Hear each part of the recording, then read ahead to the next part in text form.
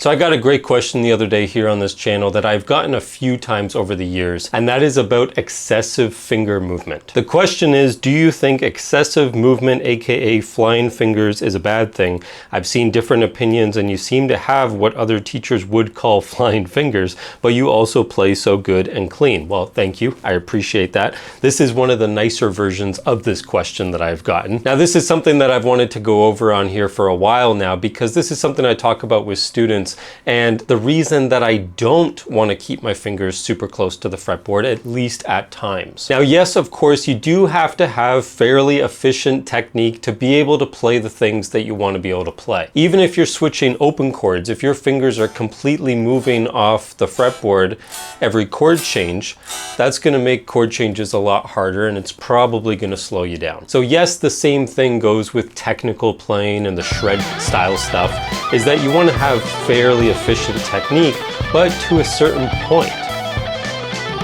So for my playing, what is more important to me than maximum efficiency with my technique is tone and dynamics. How the notes I'm playing sound always matters way more to me than how my fingers look. You have to remember that when people listen to a record, they don't know what your fingers look like. They don't know which finger you're using on which fret or how far away from the fretboard it is. That doesn't matter. All that matters is how it sounds. I posted a cover of a Dream Theater solo before, and I got a very similar comment saying that I should keep my fingers a lot closer to the fretboard in this really blistering fast legato run that John Petrucci does at the beginning. Now, I don't want to keep my fingers super close to the fretboard for that, because the dynamic that I'm going for is super strong, forceful, and powerful. So yes, I could keep my fingers a little closer to the fretboard.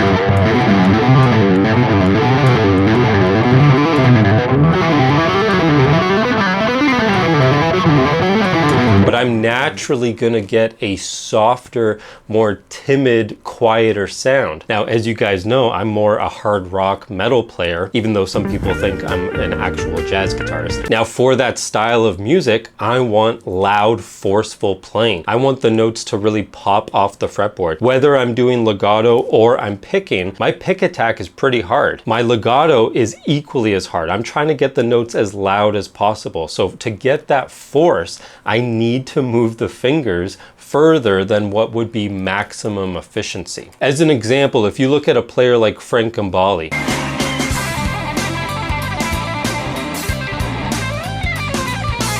Frank Gambale has probably some of the most efficient technique of all guitar players. Now, I love Frank Gambale. He's incredible. I love his music, and we both rep Kiesel guitars. We're part of the same family that way. But our styles of playing are quite different. I'm usually going for a much more forceful technique than what he uses for his style of music. So again, that's what matters to me much, much more than what my fingers look like on the fretboard if they're moving. Now, of course, again, you do need enough efficiency to play the things you want to play, but I wouldn't worry about this as much as I find a lot of people do. When it comes to absolute maximum efficiency of technique, is this it?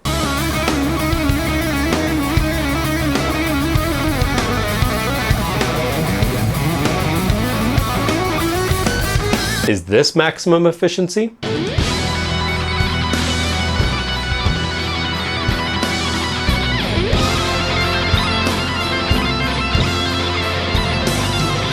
And dare I say it, is this?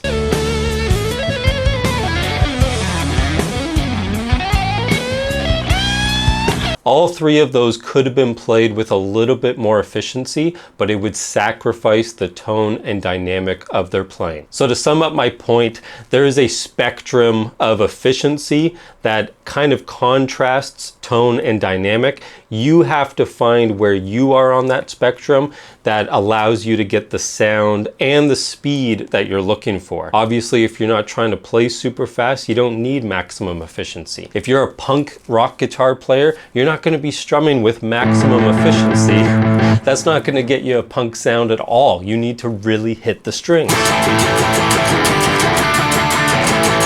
And you're probably going to be wearing your guitar way lower than a lot of these guitar teachers and more academic types would suggest doing so. So do try to refine your technique, of course, because you do need the efficiency, but never sacrifice sound, dynamic, and tone. And yes, how hard you play really makes a difference to your tone. The way the note pops off the fretboard, how hard it is picked, or how hard it is as a hammer-on or a pull-off, does affect tone dramatically. When I'm doing a lot of my covers, I'm trying to attack the notes the same way that artist would. I'm most often using the same tone in all these videos, by the way, the same amp, the same settings, the same pickups, but it kind of sounds a little bit more like that player if I attack the notes the way that they do. So have fun, play the guitar the way that you want to play it, that gets you towards your musical goals and the sound that you're after, and don't ever worry about how other people do it or how you should be doing it. All the greatest guitar players of all time could not care less about how anyone else plays the guitar. So hopefully that helps and it gives you something else to think about in your playing. Let me know what you think in the comments below, whether you agree with me or disagree with me,